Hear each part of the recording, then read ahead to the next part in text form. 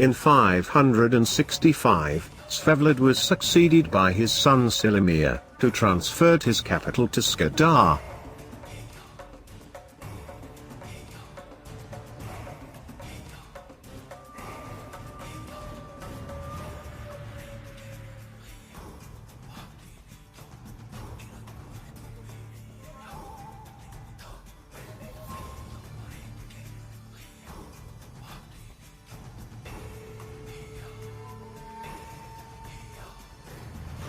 According to legend, the Serbian king Silimir had 3 brothers, named Le, Ček, and Dras.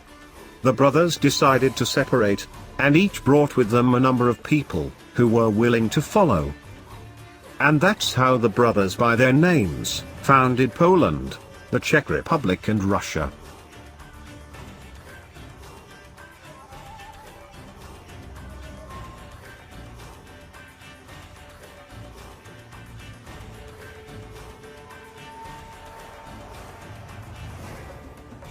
Silimir ruled in peace for 21 years. After his death about 585, his son Vladan came to the throne.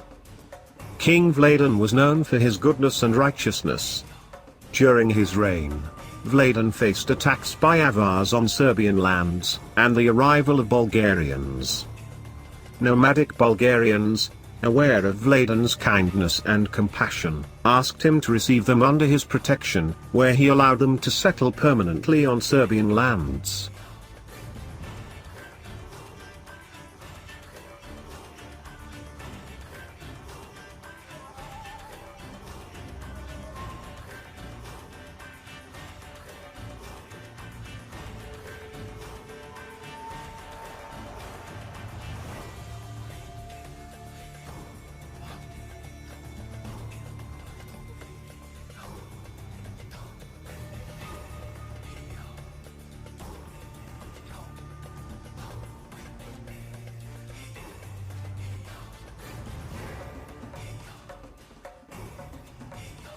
Vladan transferred his capital from Skadar to Solin.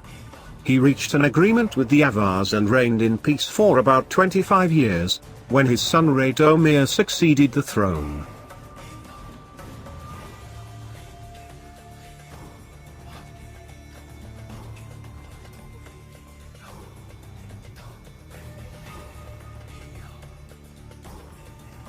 Radomir conquered all coastal cities in Dalmatia, and greatly expanded the borders of the Serbian state.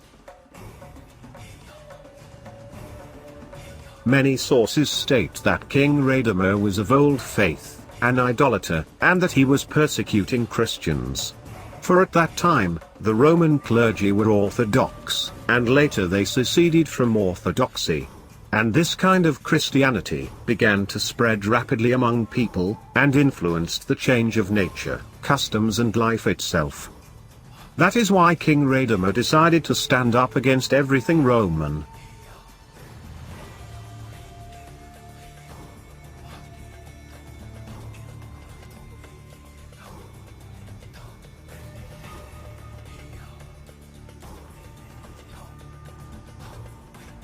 After the death of Radomir, a struggle ensued, between those Serbs who embraced Christianity, and those opposed to Christianity. The victory was won by the polytheistic side, and they chose Wisław, who was from the line of Svevladović, and according to some sources, he was maybe the son of Radomir. So after Radomir, Serbia was ruled by 4 more kings, belonging to the Sveladovic Dynasty, namely Wisław, Radoslav, Prozigoj, and Vlastimir, who founded the Vlastimirovic dynasty. These kings were known as the persecutors of Roman Catholics, and were therefore described as tyrants in the works of Roman Catholic writers, but in fact, they struggled to preserve Serbian history and tradition from Roman annihilation.